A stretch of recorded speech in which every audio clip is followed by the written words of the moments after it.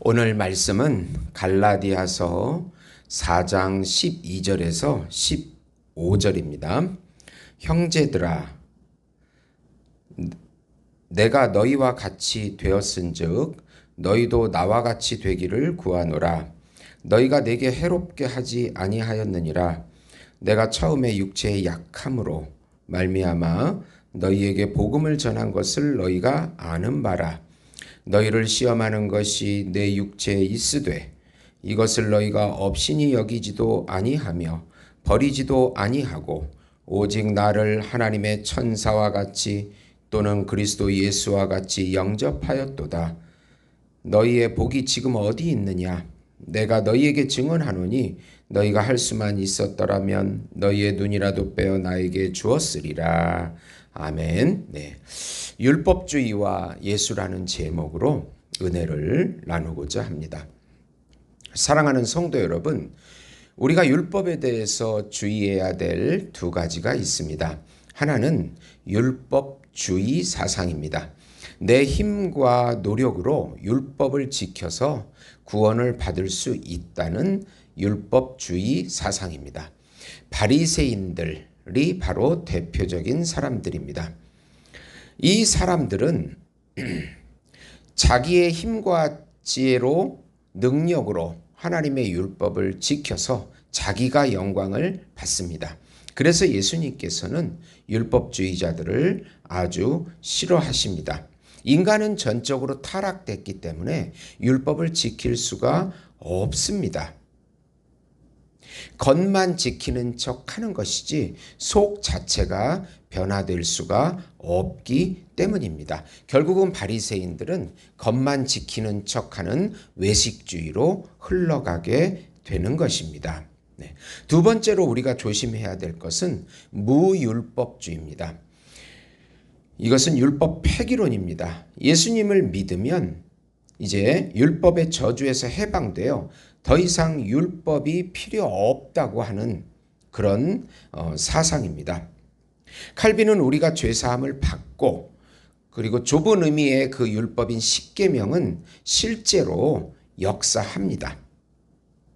성화의 길로 인도합니다. 실제로 율법이 제대로 기능을 하게 되는 것이 구원받은 사람들에게 역사하는 은혜입니다. 우리가 구원을 받으면 죄사함을 받고 그리고 죄가 사함을 받았기 때문에 하나님의 거룩하고 신령한 법이 우리 안에 작동하기 시작한다는 것입니다. 네. 그러니까 무율법주의도 잘못된 것입니다. 율법의 저주에서 벗어나 예수님의 의 안에서 성령의 자유함을 누리자는 내용입니다. 우선 우리는 율법의 저주에서 해방되어 자유함을 누려야 합니다. 예수 안에서 자유함을 누리는 것입니다. 지금 갈라디아 교인들의 문제는 복음을 믿고 성령의 자유 의지로 살아가다가 다시 거짓 유대 교사들에 의해서 율법주의로 행위 구원으로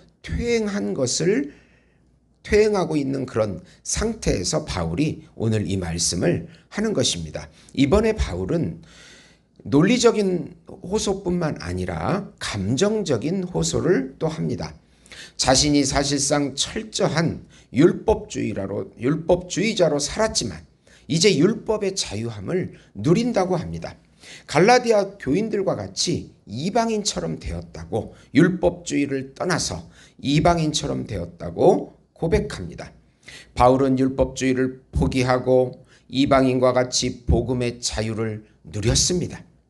그렇게 갈라디아 교인들도 바울과 같이 되기를 바란다고 합니다. 거짓 유대 교사들이 율법을 강조하고 율법 전체를 다 지켜야 구원 얻는다고 유혹했습니다. 그래서 갈라디아 교인들은 복음을 버리고 율법주의로 넘어가게 되었습니다. 그러면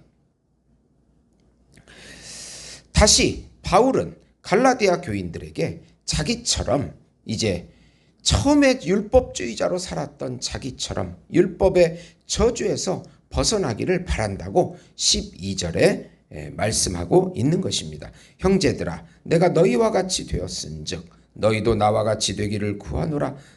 너희가 내게 해롭게 하지 아니하였느니라. 네.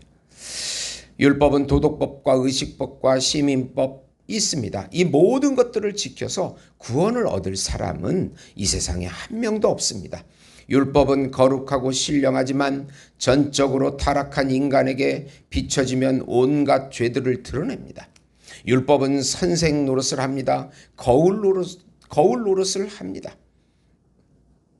선생이 잘못된 것이 아니고 거울이 잘못된 것이 아니고 바로 죄인들이 잘못됐기 때문에 그런 것입니다.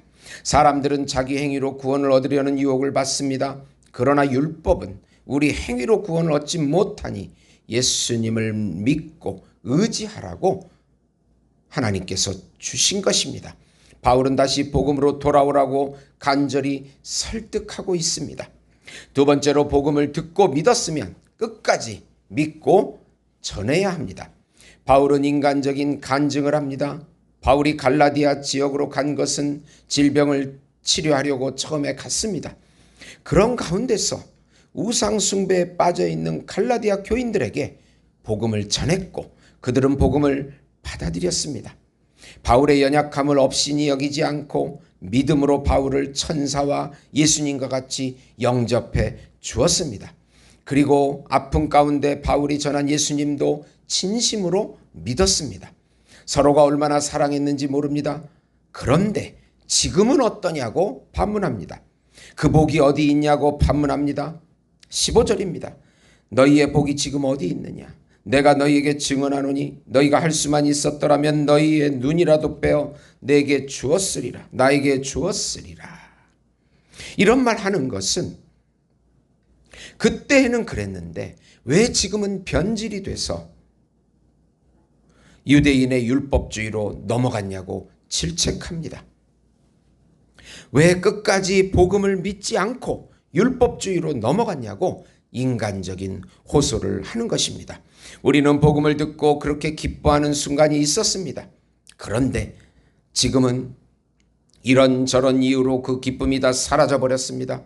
코로나로 사라져버리고 경제적인 압박에서 또 사라져버리고 수많은 인간관계로 사라져버리고 수많은 이유들이 존재합니다. 우리가 믿는 그 복음이 그렇게 가벼운 것입니까? 쉽게 취하고 버릴 정도로 진리가 약합니까? 예수님은 우리를 위해 생명을 주셨는데 우리는 조금만 손해를 보면 그냥 교회를 박차고 나가버리지 않습니까? 지금 한국도 탈종교 시대, 탈교회 시대로 변질이 되어버렸습니다. 성혁명 시대가 되어서 거짓 음란 사상인 바알과 아세라 사상이 들어와서 혼합주의로 만들어버렸습니다. 남자와 여자와 구분을 하지 않습니다. 성전환을 합니다. 동성애를 합니다. 세상의 유혹에 넘어갑니다. 돈과 쾌락에 넘어가 버립니다. 돈과 취미와 세상이 주는 쾌락은 이제 은혜를 삼킬 정도가 되어버렸습니다.